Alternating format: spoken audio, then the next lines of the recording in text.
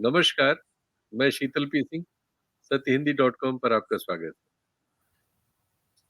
हम लोग बहुत सारी बातें बहुत समय करते रहते हैं, बहुत से कार्यक्रम रोज़ आप देखते रहते हैं, जिनमें डिबेट्स होती हैं, आज के हालात में जो विषय होते हैं, उन पर हमारे तमाम एंकर्स आपके सामने अपने मेहमानों के साथ डिबेट करके कोशिश करते हैं कि ऐसे विमर्श को भी सामने रखा जाए, जो गायब कर दिया गया है।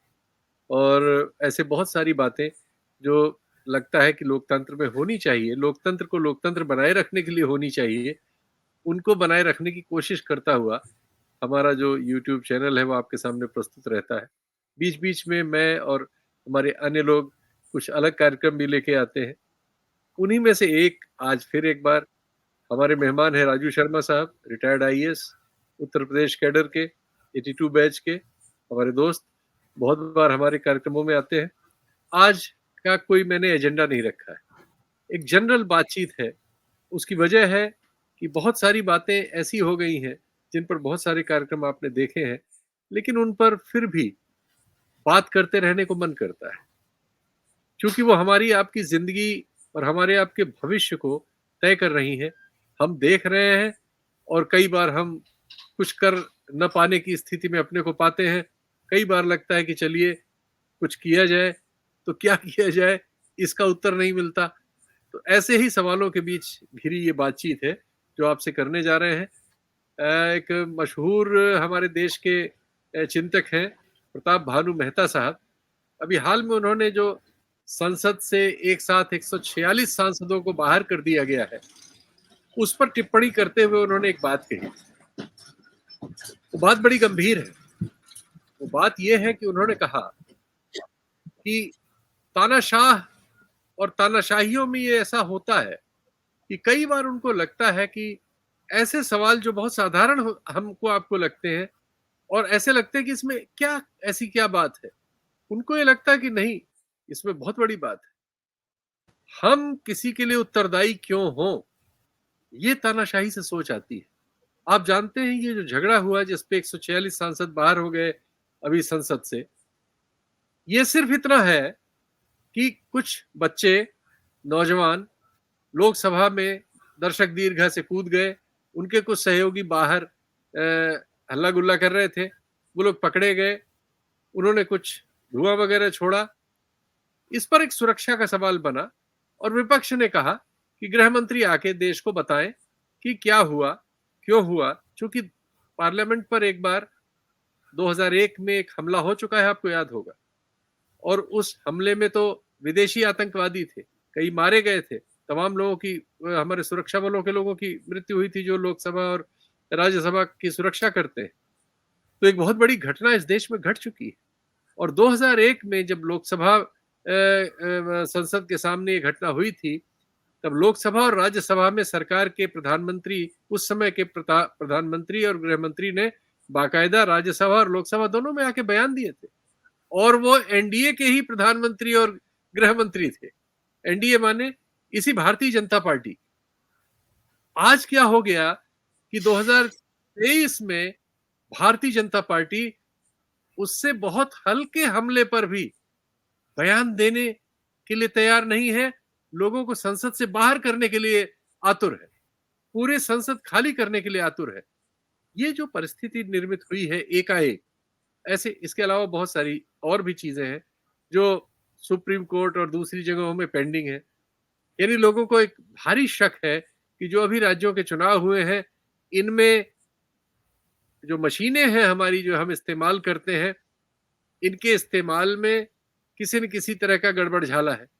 हो सकता बिल्कुल ना हो, लेकिन अगर ये शंका है तो शंका का निराकरण करना ही लोकतंत्र में जरूरी है। किसी भी लोक राज में जिसमें जनता का राज है, तो बिल्कुल ही जरूरी चीजें हैं। ये भी डस्टबिन में है। आज उसमें एक नोटिस हुआ है, ये खबर आई है, 4 हफ्ते में ईसीआई को जवाब देने के लिए कहा गया है इलेक्शन कमीशन को।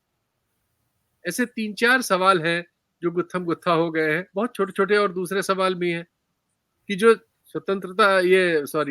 गणतंत्र दिवस पर 26 जनवरी को हमारे देश में जो एक आयोजन होता है राजपथ पर, जनपथ पर, उस आयोजन में विपक्ष के जो रेप्लिका बन के आते हैं, विपक्ष के जो बन के आते हैं दिखाने के माध्यम, उन माध्यमों को परेड की अनुमति नहीं दी जा रही है। खासकर आम आदमी पार्टी के दिल्ली और पंजाब के इस रेप्लिकास को तो 2-2 बार से अनुमति नहीं दी जा रही है। ये और बहुत सारे विपक्षी दलों को, बंगाल को 1-2 बार नहीं दी गई है, जबकि 85% उसमें बीजेपी शासित उसका रहता है।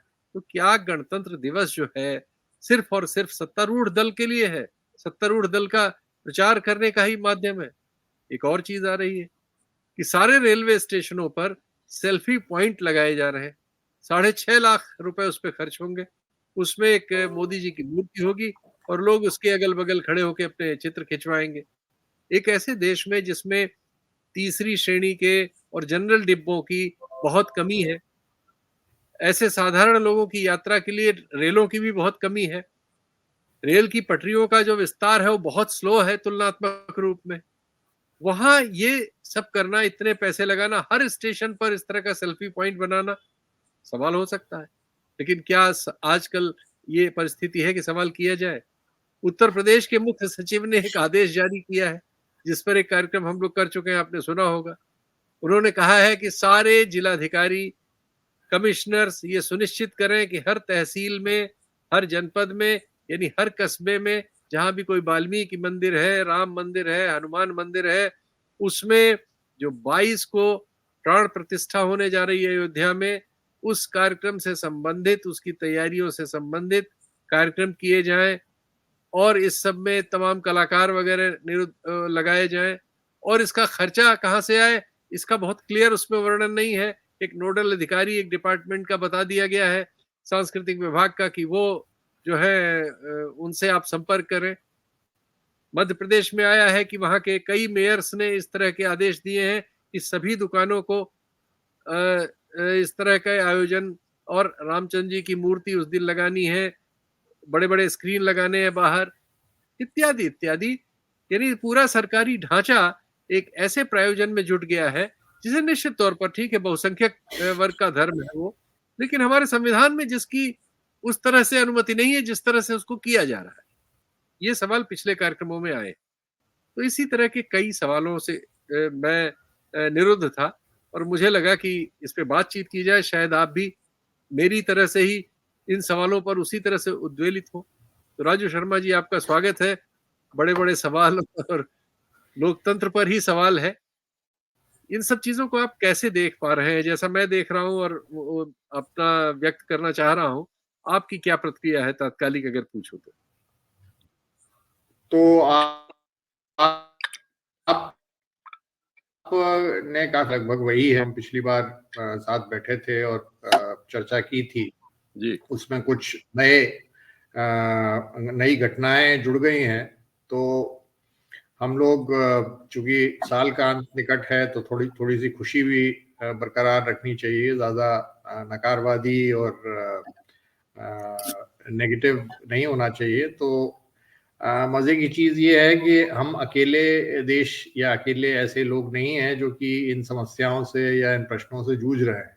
आपने देखा होगा कि आजकल एक डिबेट चल रही है यूएस जैसे देश में, जो सबसे विकसित, सबसे शक्तिशाली देश है, कि ट्रंप साहब ने जो राजद्रोह किया था, इंसरेक्शन किया था, जिसके प्रूफ के बारे में प्रूफ की जरूरत नहीं है, मतलब तो टेलीविजन पे हो रहा था। तो वहां पे ये लीगल चर्चा हो रही है कि ट्रंप क्या ऑफिसर थे या नहीं थे।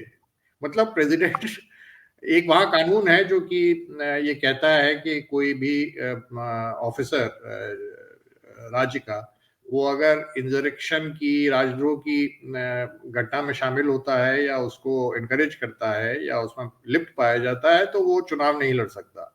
अब जो इसके खिलाफ तर्क ट्रंप की लीगल टीम कोलोराडो या जहां पे भी वो केस, एक निर्णय आया है या तमाम केस चलेंगे या चल रहे हैं, और भी तर्क वो देते हैं। और एक तर्क उसमें ये भी दिया जाता है कि वो तो प्रेसिडेंट है, वो अफसर नहीं है। तो एक ये चीज लीजिए। दूसरी, हमेशा नजर रखनी चाहिए दुनिया में क्या हो रहा है। अब आप देखें कि पुतिन साहब ने घोषणा कर दी है कि वो अगला चुनाव लड़ रहे हैं, 6 साल के लिए वाला चुनाव। तो 20 साल से ज्यादा, तो मेरे ख्याल से 23 साल वो रह चुके हैं रूलर, अब 30 साल की तरफ अग्रसर होंगे।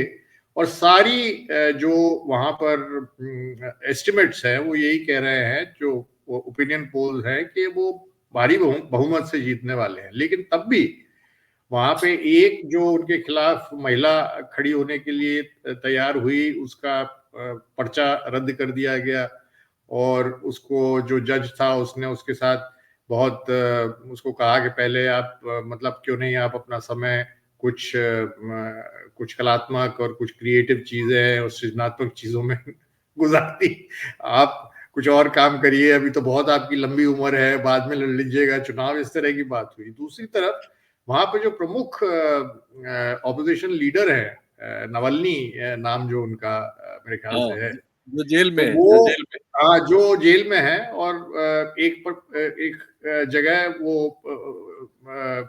जेल में निरुद्ध थे।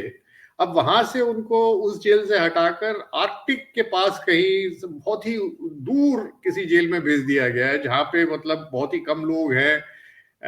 तो इलेक्शन के दौरान उनको इतना दूर कर दिया गया है कि वहां से कोई चिड़िया या मतलब कोई ख्याल तक अपने आप से किसी तरह से इलेक्शन के प्रोसेस में उनकी कोई सूचना ना आ जाए। तो ये सारी चीजें दर्शाती हैं कि जब एक एक एकाधिपति किस्म का राज होता है, या जिसे ऑटोक्रेसी कहा जाता है, उस तरह का राज होता है जो समर्पित नहीं होता, चाहे उसका लोकतांत्रिक खोल हो, लेकिन उसका समर्पण या विश्वास नहीं होता लोकतंत्र में। तो इस तरह की हास्यास्पद विडंबना युक्त घटनाएं सामने आती रहती हैं, जो कि हमारे यहाँ भी सामने आ रही हैं कि भाई मिमिक्री का इशू इतना बड़ा हो गया हमारे, और 151 या 150 लोग जो पार्लियामेंट से हटा दिए गए, वो घटना न्यून हो गई, और कौन किसको किसकी नकल उतार रहा है, ये चीजों पे चर्चा शुरू हो गई। तो आप सही कह रहे हैं कि जो आपने भानु प्रताप मेहता के लेख का उल्लेख किया, वो बहुत बड़ी बात कहता है, और सही और जरूरी बात कहता है कि लगातार जो रिश्ता जनता और सत्ता के बीच में बन जाता है, या लीडर के बीच में बन जाता है, एक तरफ तो वो इस तरह से होता है कि माना यह जाता है कि जो लीडर है, रहनुमा है, वो जन संपर्क का एम्बॉडीमेंट, उसका मूर्त रूप है। जनता की आवाज उसी के माध्यम से निकलती है। जब वो बोलता है तो इसका मतलब जनता की आवाज बोल रही है। और उस थियोरी में जो ये पॉपुलिस्ट लीडर की जो मीमांसा है, उसमें ये कहा जाता है कि जब जनता की आवाज उनके भीतर मूर्त हो गई, नेता के भीतर या रहनुमा के भीतर मूर्त हो गई, तो बाकी जो एजेंसियां हैं, पार्लियामेंट है, कैबिनेट है, और न्यायालय है, इन सब की जरूरत एक तरह से क्या रह जाती है? मतलब ये तो इंस्टीट्यूशंस फिर अवरोध के रूप में देखे जाते हैं। जैसा कि आप जानते हैं, आप तो चूंकि ट्रोल काफी फेस करते हैं, तो ट्रोल में यही तो कहा जाता है कि इसकी क्या जरूरत, उसकी क्या जरूरत, जीत तो रही है, वगैरह वगैरह। तो अब इसमें हम लोग इलेक्शन कमीशन से भी बात के माध्यम के बारे में बात करके भी इस चीज को समझ सकते हैं, चाहे सुप्रीम कोर्ट के बारे में बात करें। अब मैं एक जिक्र आपको करूं, आप मेरे दिमाग में आया कि जैसे जब अयोध्या का जजमेंट आया, तो सबने कहा था कि भाई ये बड़ा सकारात्मक जजमेंट है, एक समस्या जो देश को पिछले 30 साल से परेशान कर रही थी वो खत्म हो जाएगी, और इससे एक सौहार्द का वातावरण बनेगा, दो बड़ी कौम उनके बीच में जो एक दुराव आ गया है वो दूर होगा। इस तरह से ही मेरे ख्याल से वो फैसला लिखा गया था। इसीलिए उस फैसले में उस ध्वंस की जो घटना थी बाबरी मस्जिद की, उसको एक आपराधिक श्रेणी कहा गया, उसकी घोर निंदा की गई, और साथ में एक क्लोजर दिया गया। और इसीलिए ये कहा गया कि 1991 का जो एक्ट है कि मंदिर मस्जिद के जहां भी विवाद है, जो यथास्थिति कायम रहेगी, इस तरह का, और उस पे उन्होंने जोर दिया सुप्रीम कोर्ट के बाद। यहां तक चलिए उस समय काफी अनुरोध किया गया मुस्लिम कौम से कि भाई आप इसको सकारात्मक रूप में ले, उन्होंने लिया भी, और चीजें ये उम्मीद की गई कि सामान्य दिशा में चलेंगी। अब आप देखिए उसके बाद की मजेदार घटना है, वो जो एक्ट 1991 का, वो ये कहता है कि रिलीजियस कैरेक्टर किसी भी जगह का, वो जो 1947 में था, एक अयोध्या के मसले को छोड़ के वो कहीं कानून उसको टच नहीं करेगा, वो जैसा था वैसा रहेगा। ये सामान्य हर व्यक्ति ये जानता है कि इसका अर्थ ये था कि जहां पे भी विवाद है, कोई कहता है मंदिर है, कोई कहता है मस्जिद है, या मंदिर मस्जिद के ही ज्यादा है, तो वो यथास्थिति कायम रहेगी। अगर वहां पूजा हो रही है तो पूजा होती रही है, अगर वहां पे नमाज पढ़ी जा रही है नमाज पढ़ी जाएगी, जैसा है यथास्थिति। कोर्ट ने कैसे उसको कानून जो है उसको, कानून एज एन एस, एक पुरानी कहावत भी है कि उसको जैसे चाहो आप उसके शब्दों को अर्थ दे दो। इलाहाबाद हाई कोर्ट ने उसको अर्थ ये दिया कि भाई एक्ट ये कहता है कि रिलीजियस जो उसका कैरेक्टर है, चरित्र है, उसका धार्मिक चरित्र उस जगह का, वो परिवर्तित नहीं होगा। लेकिन अगर धार्मिक चरित्र डिसाइडेड ही नहीं है, निर्णित ही नहीं है, तो वो निर्णय करने का अधिकार तो अभी को नहीं रोका गया। तो हम ये तो निर्णय करेंगे कि इसका रिलीजियस चरित्र क्या है, ये मंदिर है कि मस्जिद है।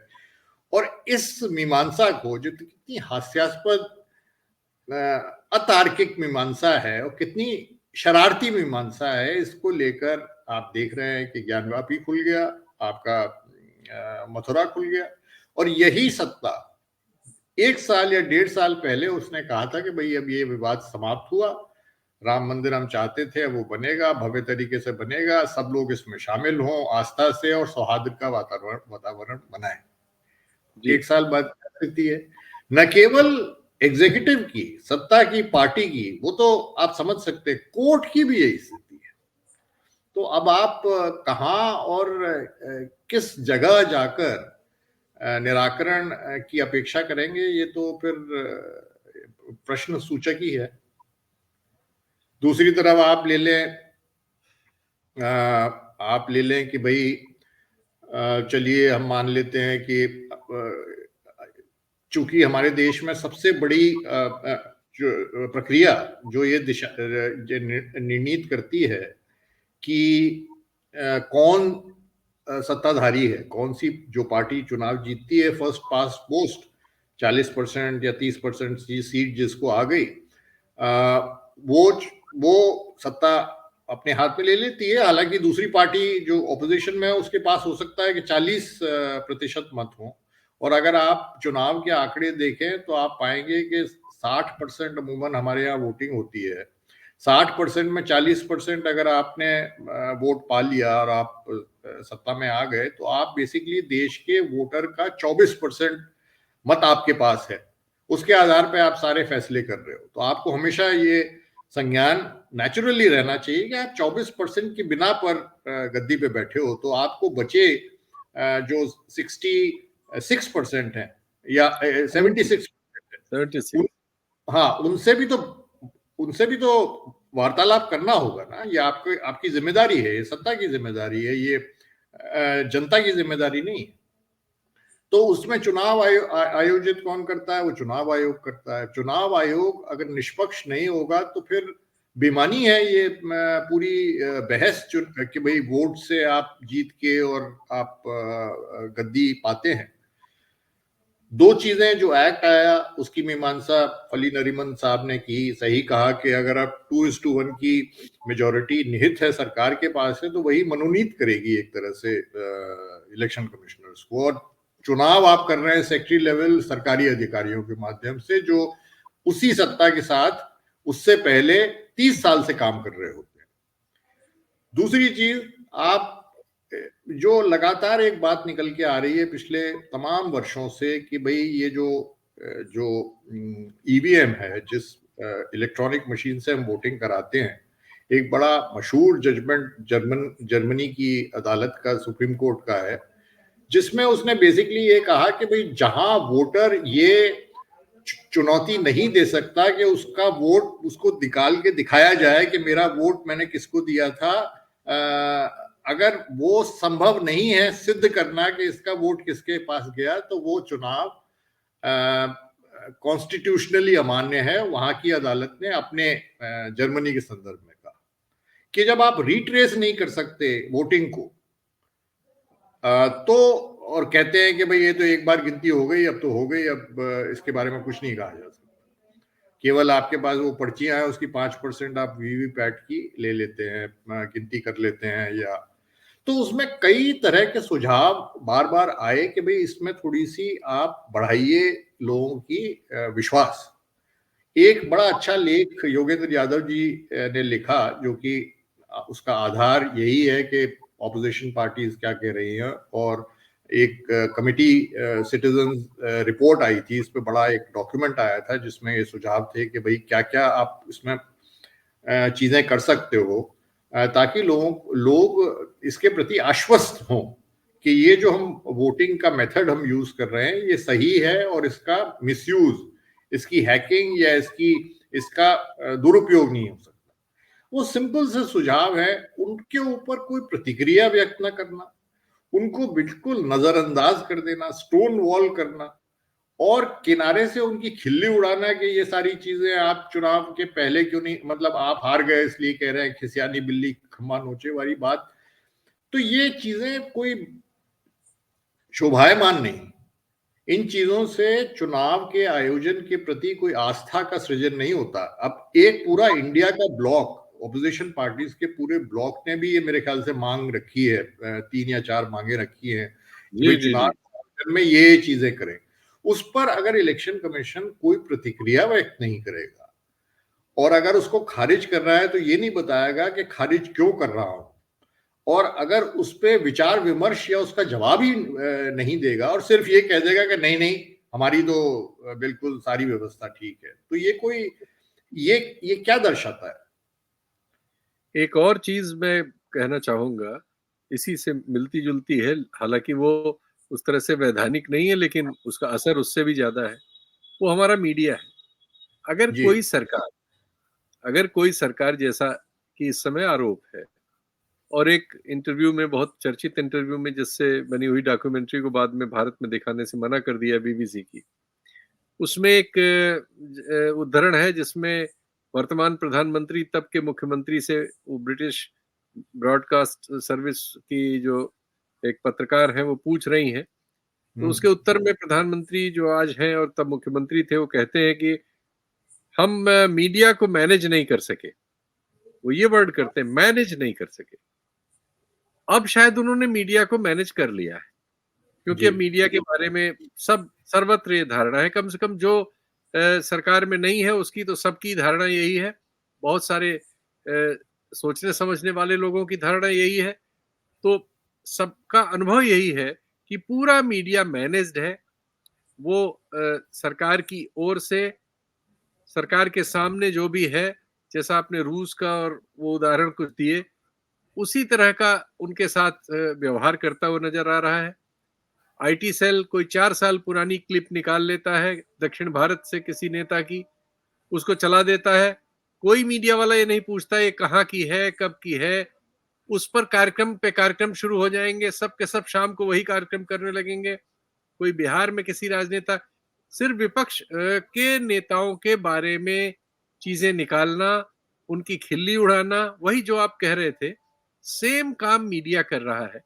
अब मीडिया सूचना का स्रोत है, अगर सूचना के सारे स्रोत पर इस तरह से कब्जा हो जाए जैसा कि इस समय है, और उसके विरुद्ध सामने कोशिश करने वाले किसी भी उपादान को या तो बंद कर दिया जाए, अभी नया बिल आया है जिसमें यूट्यूब वगैरह पर जो कुछ होता है, जैसे हम आप करने की कोशिश कर रहे हैं, इन चीजों पर भी पाबंदी उस हद तक आ जाएगी कि आप कुछ नहीं कर सकेंगे, बोल नहीं सकेंगे। तो अगर ये जो परिस्थिति है, एक और परिस्थिति मैं कहूंगा कि आप क्या करते हैं कि आपने एक बॉन्ड स्कीम शुरू की जिसमें उद्योगपति इस देश के पैसा डाल सकते हैं। आपने कहा हम पारदर्शी कर रहे हैं और नियम कायदे से कर रहे हैं। उसका नतीजा ये मिल रहा है कि देश में अगर 300-400 पार्टियां हैं राज्यों में, और सब मिला के, केंद्र और राज्यों में, छोटी बड़ी मिला के, तो उसमें एक पार्टी को 90% तक पैसा मिल रहा है जो केंद्र में सत्तारूढ़ है, बहुत से राज्यों में भी है, देशव्यापी है, सभी जगह उसके ऑफिसेज हैं जिनमें वीडियो कॉन्फ्रेंसिंग तक की समानांतर व्यवस्था है। उसी के पास 90% पैसा जा रहा है, 10% में बाकी लोग हैं। तो ये इस तरह के किसी चुनाव का को प्रहसन के अलावा क्या कहा जा सकता है? क्या इस तरह के किसी भी सामाजिक विमर्श को, जिसमें सूचना के सारे स्रोतों का गला इस तरह से घोट दिया गया हो कि पूरा मीडिया सिर्फ एक काम कर रहा हो, शाम को सारा मीडिया एक ही बहस कर रहा हो, सब के सब विपक्ष के किसी नेता, किसी बयान, किसी घटना, किसी दुर्घटना को लेकर एकदम उद्वेलित हो, एक तरफा उनको कटघरे में खड़े कर रहे हो, प्रायोजित डिबेट्स इस तरह की हो जिसमें एक तरह के लोग बैठा के और किसी विपक्ष के आदमी को बेइज्जत किया जा रहा हो, ये सब हो रहा हो, तो फिर इसमें लोक राज के लिए अब कहाँ जगह, कोई जगह बची है क्या? भाई हालांकि ये आपने कहा था इतनी निराशाजनक बात न की जाए, लेकिन क्या दो करें, ये सब चीजें घट रही है, तो बात क्या की जाए? दो दो चीजें हैं। मतलब कुछ ही दिनों पहले, एक महीने पहले, एक कार्यक्रम में मैंने शिरकत की थी जहां इत्तेफाक से मुझे मेरी किताब को एक अवार्ड मिलने का कार्यक्रम था, और वो प्रकाशन है उसके, उसका उसका वार्षिक उत्सव भी था। तो वहाँ गांधी पीस फाउंडेशन के जो डायरेक्टर हैं उन्होंने एक वक्तव्य दिया गांधी जी के ऊपर, और गांधी जी के अक्षर की ताकत के बारे में, अक्षर की ताकत के बारे में। वो ऑब्वियसली चूंकि गांधी पीस फाउंडेशन के प्रेसिडेंट हैं, उन्होंने जीवन भर गांधी जी के विचार वगैरह के साथ वो जुड़े रहे हैं। तो वहां से उन्होंने बड़ा सुंदर और कलात्मक भाषण दिया, और उसके अक्षर की ताकत के ऊपर, के अक्षर की ताकत का वो कैसे इस्तेमाल करते थे गांधी जी। हिंसा का इस्तेमाल नहीं करते थे, क्रोध का या किसी को डांटने का या इस तरह की चीजों का, हिंसा का वो इस्तेमाल नहीं करते थे, निजी जीवन में भी और राजनीतिक जीवन में भी।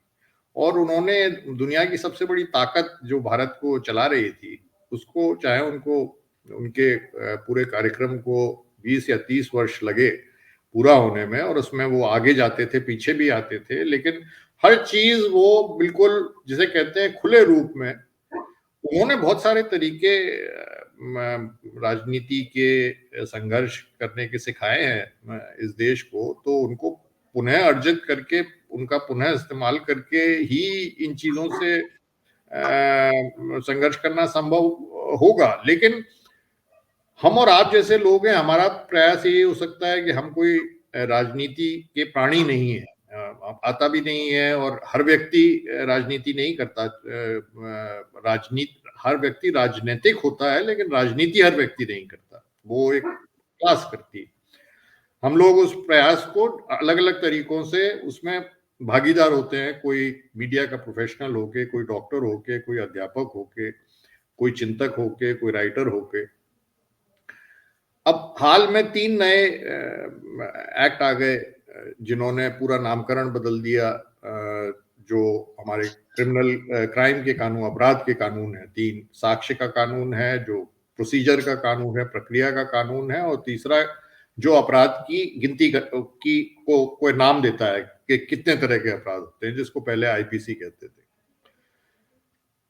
एक पूरा ढोल बजाया गया है कि हम एक उपनिवेश मानसिकता को समाप्त कर रहे हैं। अब आप ये देखें कि मीडिया हो, आपने मीडिया की बात की, उसी से मुझे याद आया कि उपनिवेश मानसिकता को खत्म करने का जो ढोल बजाया गया वो कितना हास्यास्पद है। ये जो 3 कानून थे, कम से कम 6 या 7 लॉ कमीशन ने 1 नहीं, 2 नहीं, 13 वर्षों तक उनके बदलावों के ऊपर काम किया। 13 वर्षों तक ये कानून के बदलाव तो आपके महीनों, उस पे तो मेरे ख्याल से 13 महीने नहीं लगे, और खुला विमर्श तो हुआ ही नहीं। 13 सालों तक काम किया, तमाम रिपोर्ट आई जो कि हजारों पन्नों में होगी, तमाम डिस्कशन हुए, और तब जाके 1973 में आमूल बदलाव हुए, विशेष रूप से क्रिमिनल प्रोसीजर कोड, सीआरपीसी। तो इसमें उपनिवेश कानून को उखाड़ फेंकने वाली का तो तथ्य बेमानी था। वो तो केवल एक नारा दिया गया, जिसकी आड़ में बहुत सारी चीजें ऐसी की गई जिनके बारे में वो नहीं चाहते थे, सत्ता नहीं चाहती थी कि ज्यादा डिबेट हो या ज्यादा क्रिटिसिज्म।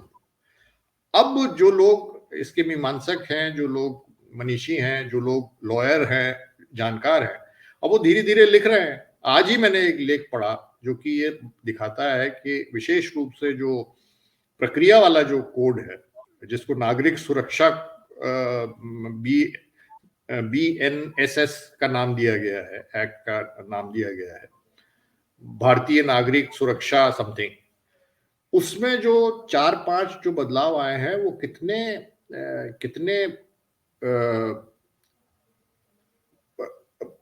अप्रगतिशील है। मतलब कितने हमको सारे जितना हमारा कानून ने अर्जित किया है सुप्रीम कोर्ट की रूलिंग्स के माध्यम से पिछले 60-70 सालों में, वो सबको बैक कर। जैसे उसका एक उदाहरण उन्होंने दिया कि पहले ये हमेशा से, मतलब कोर्ट ने, सुप्रीम कोर्ट के डिसीजंस हैं कि कोई व्यक्ति अगर थाने जाता है और थाने में जाकर कोई बताता है, अपराध की सूचना देता है, तो तुरंत उसको एक FIR के रूप में दर्ज करके और उसको एक FIR की प्रति दी जानी होगी। इसमें कोई डिस्क्रिशन पुलिस के ऊपर नहीं दिया गया। वो चीज बदल के अब दोबारा से आ गई है कि 3 साल से 7 साल की सजा वाले जितने अपराध हैं, और इसमें 70% अपराध शामिल हो गए, उसमें कोई व्यक्ति जाके अगर कंप्लेनेंट है, फरियादी है, वो कहता है मेरी FIR लिख लो, तो वहां पे एक DSP लेवल का अधिकारी प्रिलिमिनरी प्रथम दृष्टया जांच करके ये निर्णय करेगा कि ये FIR दर्ज होनी चाहिए या नहीं होनी चाहिए। इसके 2 प्रभाव हुए। एक तो ये हुआ कि जो फरियादी आया वो भटकता रहेगा, उसकी FIR दर्ज नहीं होगी अगर वो कमजोर है या निर्बल है। दूसरी चीज, जब वो प्रथम दृष्टया प्रिलिमिनरी जांच करेंगे बिना FIR दर्ज किए, तो इस समय तो सारी कार्यवाही अशासनिक है, इनफॉर्मल है। वो जिस व्यक्ति को बुलाएंगे कि भाई आपसे हमको पूछताछ करनी है, फोन पे से बुलाएंगे, पता नहीं पत्र लिख के बुलाएंगे, तो वो जो व्यक्ति आएगा उसको ये भी नहीं पता कि मेरे खिलाफ क्या शिकायत है, उसको ये भी नहीं पता होगा कि मैं आरोपी हूं या मैं गवाह हूं, मुझे किस रूप में बुलाया जा रहा है। केवल आपको एक चिट्ठी आ जाएगी, आपको फोन आ जाएगा कि शीतल सिंह जी आप जरा हाजिर हो, एक प्रकरण पे बात करनी है। वो प्रकरण के कागज आपको नहीं सौंपे जाएंगे, वो केवल आपसे सवाल पूछेंगे और आपको उनके उत्तर देने पड़ेंगे, नहीं तो आपके ऊपर दबाव होगा। तो दोनों तरफ, जो गवाह है, जो अक्यूज्ड है और जो प्रार्थी है, तीनों के खिलाफ इस प्रक्रिया से कुठाराघात किया गया। ये नंबर 1। इसी तरह के कम से कम 3 या 4 जो बदलाव किए गए हैं, ये बिल्कुल ही प्रतिक्रियावादी हैं, जो पिछली जो अर्जित प्रगतिशीलता जो कानून ने अर्जित की उसको वो लौटा ले जा रहे हैं। और इसको हमने कैसे उड़ा दिया, हमने इसको कह दिया कि जी हम उपनिवेश की जो मानसिकता है उसको हम समाप्त कर रहे हैं। तो क्या जो हमारे देश की न्याय की जो मानसिकता थी वो प्रगतिशील नहीं है? वो क्या है फिर? वो ऐसी है जो कि इंसान के अधिकारों को, उनके हक को सुदृढ़ नहीं करेगी, केवल सत्ता के हक को एक सुदृढ़ और करेगी। चीज पूछ लूं आपसे समय के हिसाब से, समय जी की समाप्ति के लिए। भी 2 घटनाएं हुई वो अलग तरह से बेचैन करती हैं। एक तो हम जिस दौर में हैं इस समय, देशभक्ति को भी बहुत ज्यादा राजनीति में इस्तेमाल किया गया है।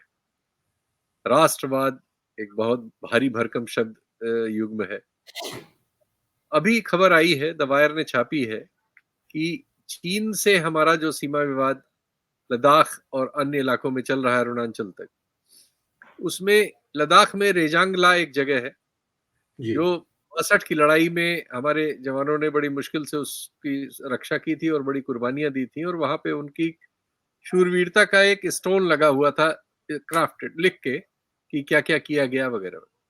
नए समझौते में हम लोगों ने अब उसको खाली कर दिया है। उस पत्थर के स्मारक को तोड़ के हटा लिया है भारत की सरकार ने। और ये ठीक उस समय है जब हमारे थल सेनाध्यक्ष रिटायर्ड जो नरवणे साहब हैं, उनकी किताब के बारे में बहुत चर्चा चल रही है। आपने भी सुनी पढ़ी होगी, जिसमें वो बता रहे हैं कि अग्निवीर नाम की जो पूरी योजना थी, ये सीधे पीएमओ से आई थी। इसमें किसी सैनिक प्रशासक का कोई रोल नहीं था।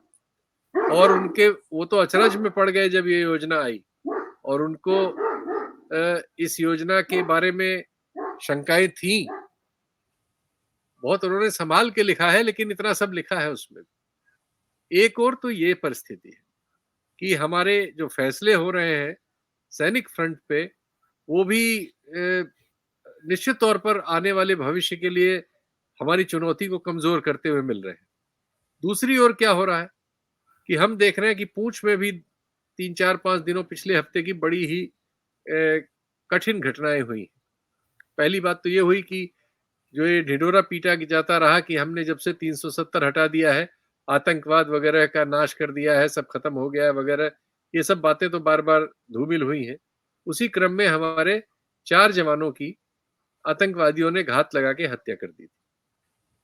उस क्रम में हमारी फौज के लोगों ने आसपास के गांव के 12-15 नौजवानों को पकड़ा, उनको यातनाएं दी गई, उसमें से 3 लोगों की जान चली गई। और एक वीडियो सारी दुनिया में वायरल है, जिसमें उनको नंगा करके उनके शरीर में निशान है चोटों के, और उस पर मिर्च छिड़की जा रही है। निश्चित तौर पर वहां जो सैनिक के ही अधिकारी रहे होंगे, सैनिक जवान ही रहे होंगे, उन्हीं में से किसी को दया आई होगी जिसने ये वीडियो बनाया होगा। इसको लगा होगा ये हम जो कर रहे हैं ठीक नहीं है, और वो वीडियो फिर बाहर आया। और उसके परिजनों ने ये कहा है कि वो वीडियो असली है, क्योंकि उन्होंने पहचाना कि उनके लोग ही हैं नीचे जो गिरे हुए थे, और उनकी मृत्यु हुई हो गई, और तमाम अन्य लोग बुरी तरह से घायल हैं। हमारी सुरक्षा बलों पर इस तरह के आरोप लगते ही हैं। इस तरह की घटनाएं जाहिर है कि क्रिया प्रतिक्रिया की परंपरा को आगे बढ़ाती हैं और तर्क देती हैं जो आतंकवाद वगैरह फैलाते हैं उनको। तो ये जो चीजें हैं, राष्ट्रवाद का इस तरह से इस्तेमाल, और असलियत में ये सुब्रमण्यम स्वामी तो कह ही रहे हैं कि 1000 किलोमीटर से ज्यादा जमीन हमने गंवा दी है पिछले दिनों में, जब हम ये कहते फिर रहे थे कि न कोई आया है, न कोई घुसा है, न कोई गया है, न ये है वगैरह वगैरह। और उस नरवणे साहब की किताब में उसका भी उल्लेख है, जो हमारी लद्दाख में ही कौन सी एक जगह थी जहां पर मुठभेड़ हो गई थी, जिसमें हमारे 20 जवान मारे गए थे। तो उन्होंने उसमें वो स्वीकार किया है कि हमारे कुछ जवानों को उन्होंने पकड़ भी लिया था। यानी अपरोक्ष रूप से उन्होंने जो चीनी वर्जन था उस घटना का, वही सही ठहराया है। और जो हमारे यहाँ प्रचार तंत्र के जरिए बताया गया था कि हमने उनके सैकड़ों लोगों को शहीद कर दिया, वो सब गलत, उसमें उसका कोई जिक्र नहीं। तो ये जो झूठा राष्ट्रवाद है, असलियत कुछ और है। हम एक कमजोर दुश्मन के सामने तो बड़े सहजोर बनते हैं, पाकिस्तान के सामने, लेकिन जहां जब चीन का सवाल आता है तो हम मिमियाते हुए मिलते हैं। लेकिन हम राष्ट्रवाद को बेचते भी बहुत हैं। और दूसरी ओर हम अपने यहाँ इस तरह की परिस्थितियां पैदा करके उनको कायम रखते जा रहे हैं। हम मणिपुर के बारे में मुंह ही नहीं खोल रहे हैं, मां नाम का शब्द नहीं आ रहा है हमारे मुंह से, मतलब हमारे मुंह से माने सरकार के मुंह से। तो ये जो परिस्थिति है, जो विद्रूप पैदा कर रही है, इस पर भी आपकी टिप्पणी, 2-3 मिनट बचे हैं मेरे पास। विद्रूप या विद्रूप बेहतर शब्द है विडंबना से, लेकिन ये कोई आश्चर्यजनक चीजें नहीं है। इतना तो हमको अब स्वीकार कर लेना चाहिए, और कहने में कोई मतलब, मुझे लगता है कि दोनों तरफ के पक्षों को, चाहे वो सत्ता के साथ वाले पक्ष हैं या सत्ता के विरोध करने वाले पक्ष हैं, जो दो पक्ष हमारे देश में अब हैं और राजनीति को विपरीत दृष्टियों से देखते हैं, दोनों ये मानते हैं, और उनको मानना चाहिए कि हमारे देश में एक कल्ट किस्म की स्थिति है। एक व्यक्ति हैं जो कि बेहद लोकप्रिय हैं, जिनके पास अथाह सत्ता है, वो नेतृत्व है, मोदी साहब हैं, प्रधानमंत्री हैं। अब वो जो सेल्फी की पूरी जो एक योजना चल रही है, या हम जो सत्ता की जो प्रदेश की सरकारें हैं या भारत की सरकारें हैं, जिस तरह से वो अपने विज्ञापन देती हैं, जिस तरह से पार्लियामेंट में कहा जाता है। अब अल्टीमेटली तो यही हो गया ना, मोदी साहब खुद ही कहते हैं कि मोदी की गारंटी है, वो अपना नाम तृतीय तरह से लेते हैं, वो अपने को संबोधित करते हैं अपने नाम से। और पिछले चुनाव में उन्होंने कहा कि मोदी की गारंटी है, और उन्होंने गिनाई क्या क्या गारंटियां हैं, और मुझे कोई संशय नहीं कि जो 2024 का चुनाव लड़ा जाएगा, वो उसमें जो मेन नारा होगा वो मोदी की गारंटी का ही नारा होगा। तो अगर स्थिति ये आ गई है कि आप जो भी सवाल पूछ रहे हैं उसका उत्तर सिर्फ इतना हो कि हम अपने देश के प्रधानमंत्री से पूछें कि साहब आप क्या इसमें हमको गारंटी देंगे, कुछ न्याय की गारंटी दीजिए, या इंसान को उसका अधिकार मिले उसकी गारंटी दीजिए, या हम एफआईआर करने जा रहे हैं अगर थाने में तो वो एफआईआर दर्ज हो जाए, इसकी गारंटी दीजिए। अगर व्यक्ति विशिष्ट हो गया है पूरा संवाद या पूरी बहस या पूरी बातचीत या पूरा प्रशासन या पूरी गवर्नेंस या पूरी न्यायपालिका, तो फिर चीजों का आंसर जो उत्तर है वो स्वतः स्पष्ट है कि अगर कोई चीज ताकतवर बनती जाती है तो दूसरी चीजें कमजोर बनेंगी, क्योंकि कुल ताकत तो लिमिटेड है ना, उसका वितरण सबसे इंपॉर्टेंट होता है, ताकत का वितरण कैसे है। और जब कोई व्यक्ति, हम बाकी चीजें छोड़ दें, हम केवल एक व्यक्ति की बात करेंगे, एक व्यक्ति है वो किसी चीज से लाचार है, किसी चीज से परेशान है, दुख है, उसके पास शिकायत है, वो फरियादी है, वो फरियाद लेके दो ही जगह जाता है, वो तो प्रशासन के दरवाजे पे जाता है या कानून के दरवाजे पे जाता है या पुलिस के दरवाजे पे जाता है। प्रश्न ये है कि सुनवाई हो रही है कि नहीं। ऐसा नहीं है कि आतताई स्थितियां या उत्पीड़न की स्थितियां तो हमेशा से, शताब्दियों से, हजारों सालों से रही हैं, पिछली सरकारों में भी रही, इस सरकार में भी है, उसके प्रतिशत घटते बढ़ते रहते हैं। लेकिन आम आदमी की सुनवाई की क्या व्यवस्था है, अगर इसका उत्तर मुझे देना पड़े तो मैं जरूर ये कहूंगा, क्योंकि ये प्रशासनिक अनुभव से भी कह रहा हूं, कि आप एक तरफ छोड़ दीजिए कि हाईवे बन रहे हैं और प्रगति हो रही है और जीडीपी, उस प्रश्न को अलग रख दीजिए। एक देश की एक प्रगति हो रही है, देश विकसित हो रहा है, देश में धन का सृजन हो रहा है, इसमें कोई दो राय नहीं है कि वो पहले भी होता था, अब भी हो रहा है। और अब देश की एक मान्यता है दुनिया में एक इकोनॉमिक पावर के रूप में, वगैरह वगैरह। लेकिन अगर आप इसका जवाब मुझे देना हो कि देश में सुनवाई का प्रतिशत कम हुआ है कि बढ़ा है, तो इसमें कोई दो राय नहीं है कि हमारा सुनवाई का प्रतिशत निरंतर कम और संकुचित होता जा रहा है, जो कि बहुत चिंता का विषय है। चलिए इसी बात पे इस प्रोग्राम को क्लोज करते हैं। अभी तो ये बातें अनंत हैं और होती ही रहेंगी। जी आपको आने वाले नए साल की शुभकामनाएं, फिर भेंट जी होगी। जी, दर्शकों को भी सबको, उम्मीद है लोग दर्शकों को, अपनी सब हौसला लोगों बनाए को रखें। सौहार्द। हौसला सबसे ज्यादा हम यही उम्मीद कर सकते हैं कि देश में जो एक माहौल सौहार्द का होना चाहिए उसमें कुछ तो इजाफा हो। जो जी, सुनवाई का मैं कह रहा हूं कि प्रतिशत घट रहा है, उसमें कुछ तो इजाफा हो, हम यही उम्मीद कर सकते हैं। ठीक, ठीक। नमस्कार।